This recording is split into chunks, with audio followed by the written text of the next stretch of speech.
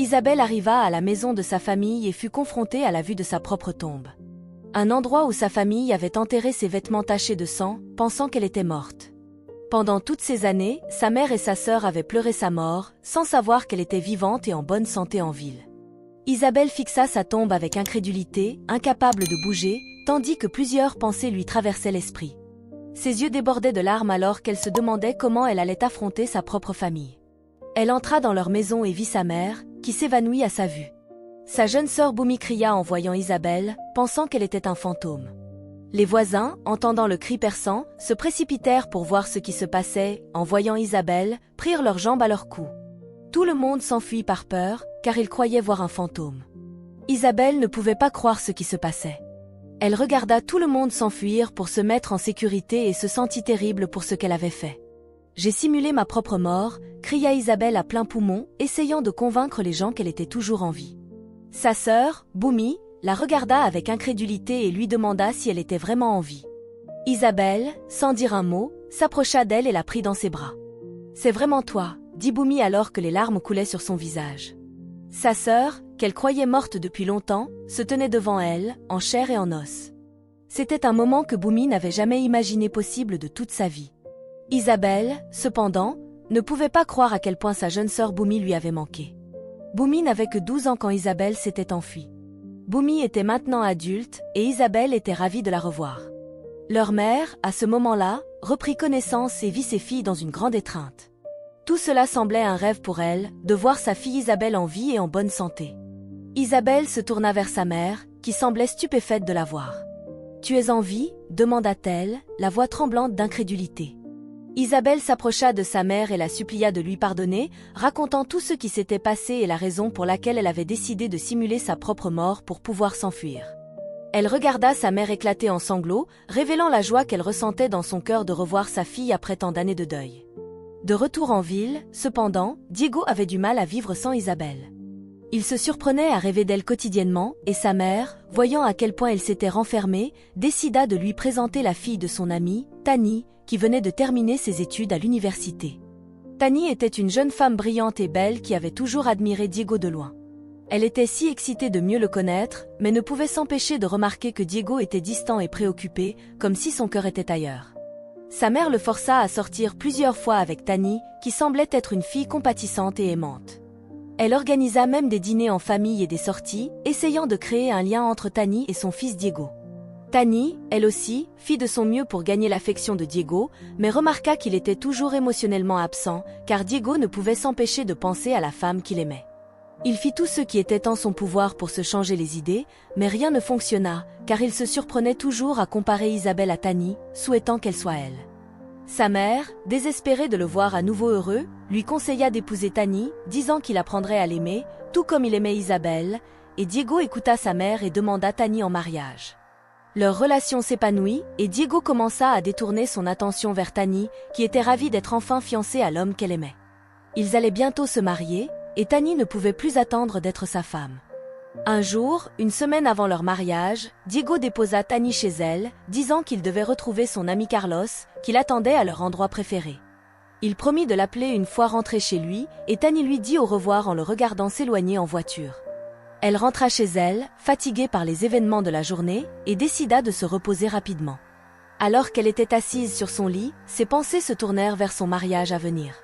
Tani était si excitée et ressentait des papillons dans l'estomac. Toute sa famille allait se réunir pour célébrer son jour spécial avec elle, et cette pensée la remplissait d'excitation. Elle alla dans sa cuisine pour préparer son dîner, regardant son téléphone et se demandant si elle devait appeler Diego ou non. Il devrait encore être avec Carlos, pensa-t-elle, décidant de lui laisser plus de temps pour rentrer chez lui. Après avoir mangé son dîner, Tani s'assoupit sans s'en rendre compte. Elle se réveilla quelques heures plus tard, réalisant que Diego n'avait toujours pas appelé. Il était plus de minuit, et Tani décida d'appeler son téléphone pour s'assurer qu'il était bien rentré. Elle composa son numéro, mais sa ligne semblait ne pas fonctionner. Elle essaya plusieurs fois, mais le numéro de Diego ne répondait toujours pas. Tani appela immédiatement Carlos au téléphone pour lui demander si Diego était toujours avec lui, et Carlos lui révéla qu'il n'avait pas vu Diego de la journée. Il pensait que Diego était avec elle, alors il ne l'avait pas dérangé. Diego m'a dit qu'il te retrouvait cet après-midi quand il m'a déposé chez moi, répondit Tani à Carlos, qui dit que Diego était peut-être chez sa mère. Tani appela immédiatement la mère de Diego, qui était bien réveillée à ce moment-là. Désolée de te déranger, maman, est-ce que Diego est chez toi? Demanda-t-elle à sa mère, qui l'informa qu'elle n'avait pas vu Diego ce jour-là.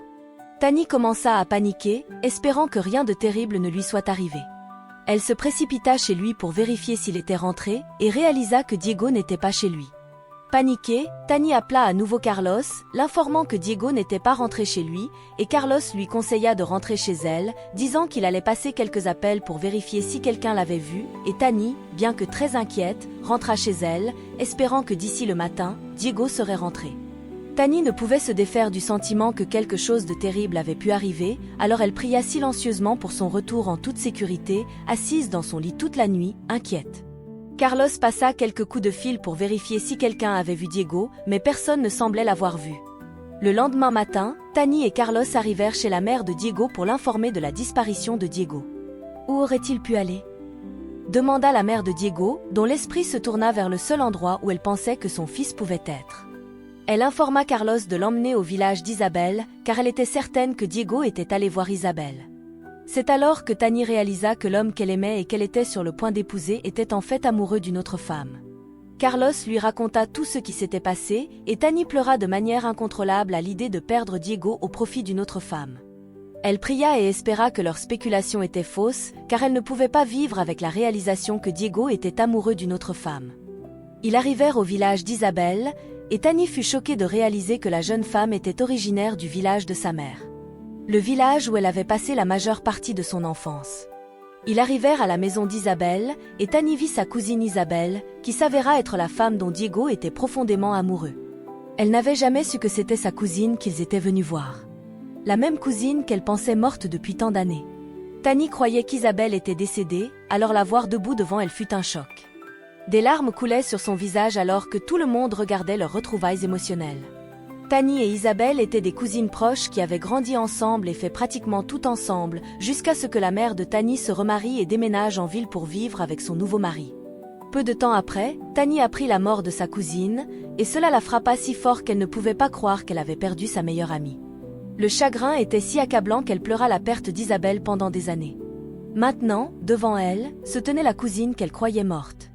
C'était un moment rempli de choc, de joie et de confusion. « Isabelle, tu es en vie ?» cria Tani, des larmes coulant sur son visage, alors qu'Isabelle hocha la tête et serra Tani dans ses bras, submergée par les retrouvailles inattendues. Alors que les émotions se calmaient, Tani baissa les yeux et réalisa qu'Isabelle était enceinte. Tout le monde fixait le ventre de grossesse d'Isabelle, se demandant si Diego était le père. La mère de Diego, qui se tenait là en silence, fit un pas en avant pour demander à Isabelle si Diego était le père.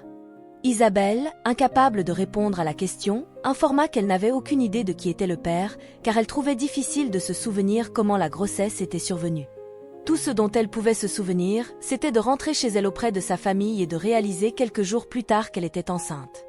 La mère de Diego, à ce moment-là, savait que la grossesse appartenait à son fils, car elle savait à quel point Isabelle était fidèle à son fils avant de perdre tous ses souvenirs de lui. Elle se tenait là, confuse, se demandant quoi faire.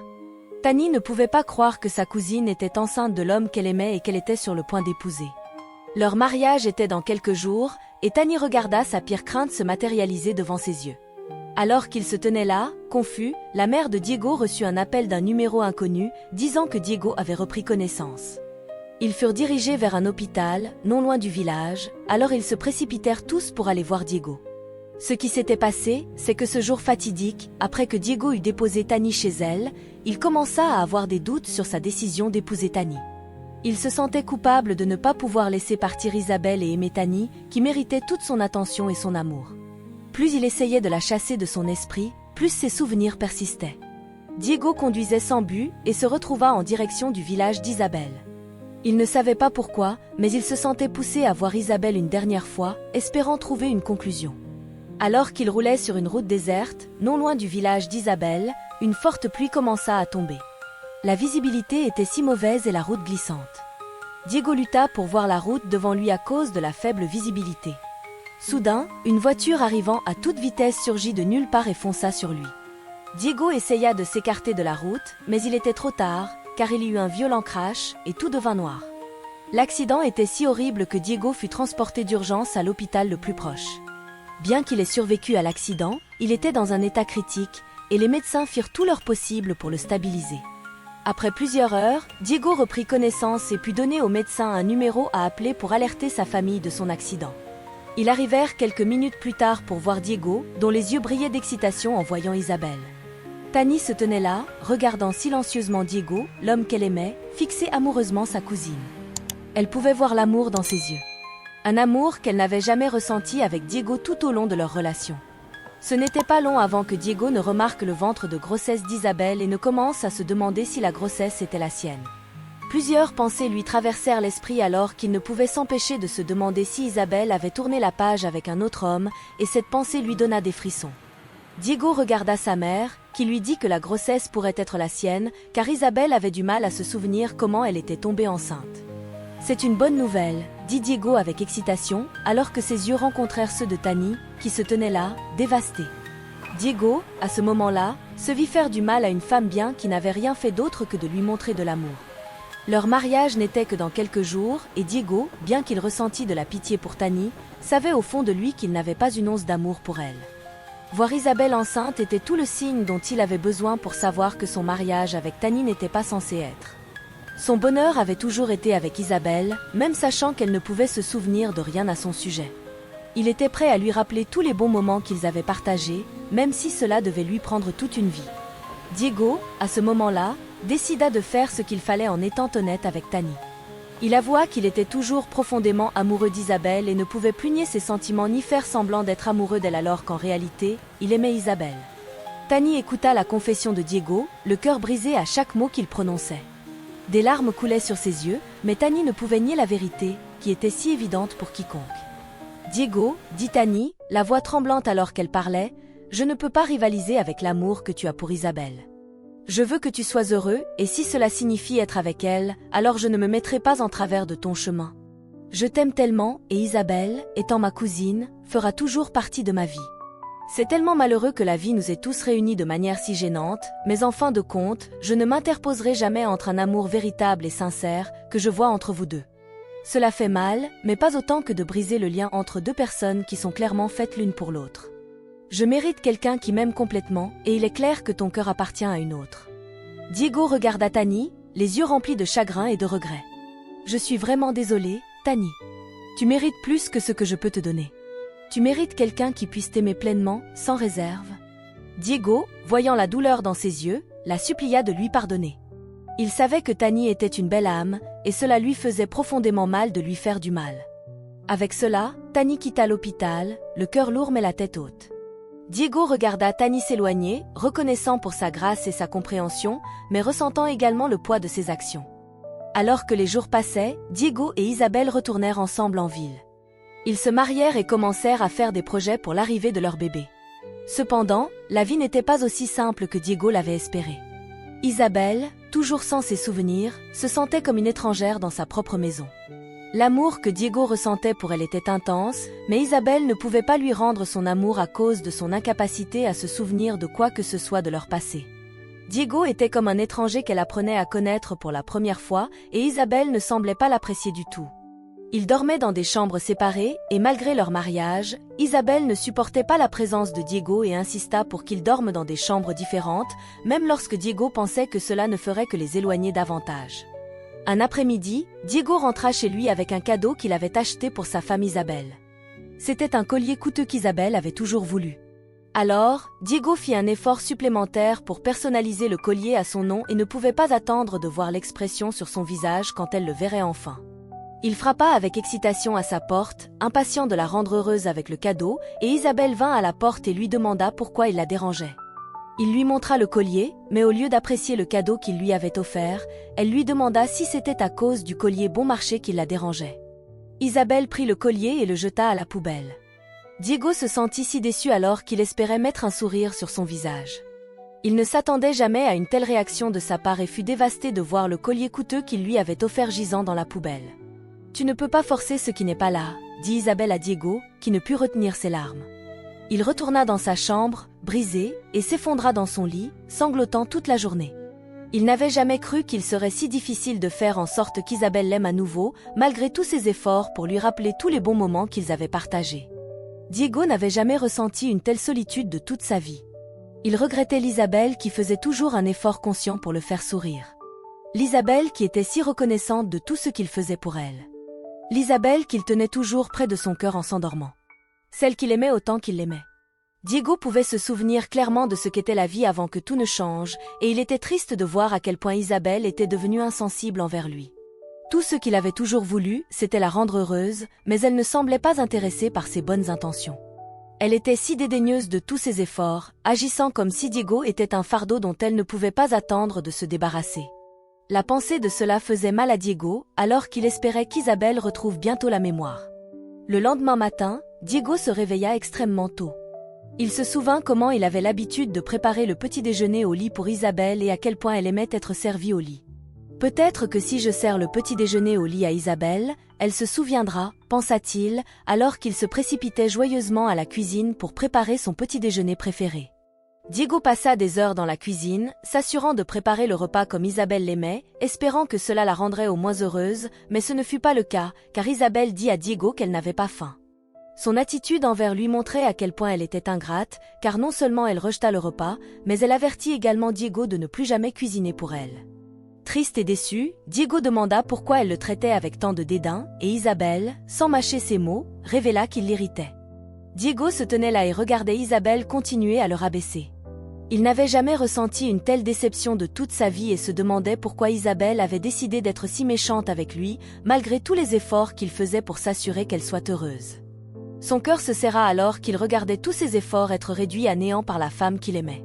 Elle était une personne complètement différente de l'Isabelle qu'il connaissait, qui aurait sauté de joie et l'aurait remercié de lui avoir préparé son plat préféré. Cette version d'Isabelle était si indifférente et dépourvue de toute émotion. Son attitude envers lui brisa le cœur alors qu'il ne pouvait pas comprendre comment tout pouvait sembler si mal alors que tout ce qu'il voulait, c'était arranger les choses. Malgré cela, Diego décida de ne jamais abandonner. Il savait que la femme qu'il aimait autant qu'il l'aimait était quelque part en elle, enfermée, et qu'un jour, il réussirait à la libérer de ceux qui la retenaient captive.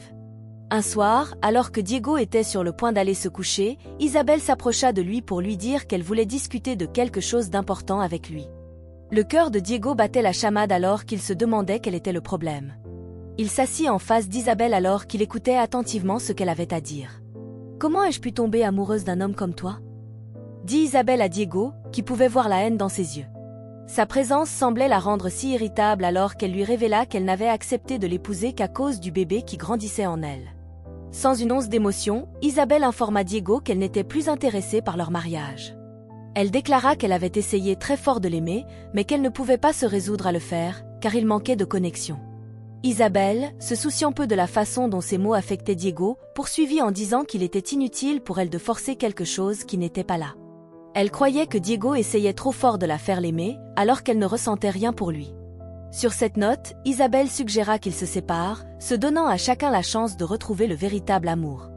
Diego n'avait jamais ressenti une telle amertume de toute sa vie. Il avait l'impression que le sol se dérobait sous ses pieds. Il regarda Isabelle alors que des larmes coulaient sur ses yeux. « Isabelle, s'il te plaît, nous pouvons surmonter cela. Je sais que tu ne peux pas te souvenir de notre passé, mais nous pouvons créer de nouveaux souvenirs ensemble. Je t'aime, et je suis prêt à tout pour que cela fonctionne. » Isabelle secoua la tête, son expression a changé. « Je suis désolée, Diego. Je ne ressens tout simplement pas la même chose.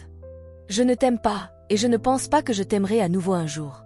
Ta vue me dégoûte, et je ne pense pas que cela fonctionnera jamais, alors il vaut mieux que nous nous séparions et que nous retrouvions l'amour. » Le cœur de Diego se brisa en entendant Isabelle parler avec une telle finalité. Il n'avait jamais cru qu'un jour comme celui-ci arriverait, où la femme qu'il aimait autrefois de tout son cœur se tiendrait devant lui comme une étrangère. Son regard froid le dépouilla de tout le bonheur qu'il avait dans son cœur. Diego tendit la main pour lui prendre la main, mais Isabelle la retira, son visage ne montrant aucun signe de chaleur ou d'affection. La finalité de sa décision le frappa comme un boomerang, alors qu'il se tenait là, impuissant devant elle, incapable de se connecter avec la femme qu'il aimait. Il s'agenouilla devant elle et la supplia de rester avec lui jusqu'à ce qu'elle accouche de leur bébé. Malgré le fait qu'Isabelle lui donnait toutes les raisons de la détester, Diego se surprit à l'aimer encore plus. Cela faisait mal, mais son cœur avait décidé de l'aimer quoi qu'il arrive. Isabelle était sur le point d'accoucher, et Diego ne pouvait pas risquer qu'il lui arrive quoi que ce soit, alors il la supplia de rester, l'assurant qu'il serait de son meilleur comportement, et Isabelle, sachant que sa date d'accouchement approchait, accepta, disant qu'une fois qu'elle aurait donné naissance à leur bébé, elle partirait et ne reviendrait jamais. La pensée de cela terrifia Diego, qui ne pouvait pas imaginer une vie sans Isabelle. Ne sachant que faire, Diego décida de parler à son ami Carlos, qui lui conseilla d'être fort et patient, disant qu'Isabelle pourrait changer d'avis une fois le bébé né. Diego doutait fortement de cela, car il savait qu'Isabelle n'avait accepté de rester dans sa maison que parce qu'il l'avait suppliée de rester jusqu'à ce qu'elle accouche de leur enfant. Carlos pouvait voir la détresse dans les yeux de son ami. Il le supplia d'être positif pour le bien de son enfant à naître, et Diego, bien que ravi de bientôt rencontrer leur enfant, était en conflit, car il ne pouvait pas supporter de voir Isabelle partir. Alors que les jours passaient, Isabelle et Diego continuaient à vivre sous le même toit, mais la distance entre eux grandissait. Isabelle restait froide et détachée, traitant Diego plus comme un colocataire que comme un mari. Tout ce qui lui importait, c'était de donner naissance à leur enfant, car elle ne pouvait plus attendre de finalement quitter Diego pour trouver le bonheur pour elle-même. Diego, quant à lui, se tenait là alors qu'il regardait tout son monde s'effondrer devant ses yeux. Isabelle, l'amour de sa vie, prévoyait de le quitter une fois qu'elle aurait accouché de leur enfant. La pensée de cela le rendait agité, car il commença à perdre le sommeil et même à arrêter de manger. Une nuit, alors que Diego était assis dans sa chambre sans pouvoir dormir, il entendit un cri très fort provenant de la chambre d'Isabelle. Isabelle était en travail, et Diego se précipita rapidement à l'hôpital avec elle. Son cœur se serra en réalisant que cela pourrait être la dernière fois qu'ils partageraient un moment aussi intime ensemble. Il resta à ses côtés tout au long du travail, lui tenant la main et lui offrant des mots d'encouragement. Malgré son attitude froide, Diego ne pouvait se résoudre à la laisser seule pendant un moment si critique. Le travail était si long et douloureux, et Isabelle lutta à chaque contraction. Alors qu'elle poussait, quelque chose d'inattendu commença à se produire. Avec chaque vague de douleur, ses souvenirs commencèrent à revenir. Isabelle vit des flashs de sa vie avec Diego, leur première rencontre, leur rire partagé et leur amour profond l'un pour l'autre. Les souvenirs devinrent plus forts alors qu'elle se souvenait enfin de l'amour qu'ils partageaient autrefois. Alors que les minutes passaient, les souvenirs devinrent plus vifs. C'était comme si la douleur physique de l'accouchement brisait le mur qui bloquait tous ces souvenirs de Diego. Le voile était enfin brisé alors qu'Isabelle poussait leur bébé. À ce moment-là, Isabelle se souvint de tout ce qu'elle représentait pour Diego et à quel point elle l'aimait. Tenant leur nouveau-né dans ses bras, Isabelle leva les yeux vers Diego, des larmes coulant sur ses yeux. « Diego » murmura-t-elle, la voix remplie de tant d'émotions, « je me souviens de tout ?»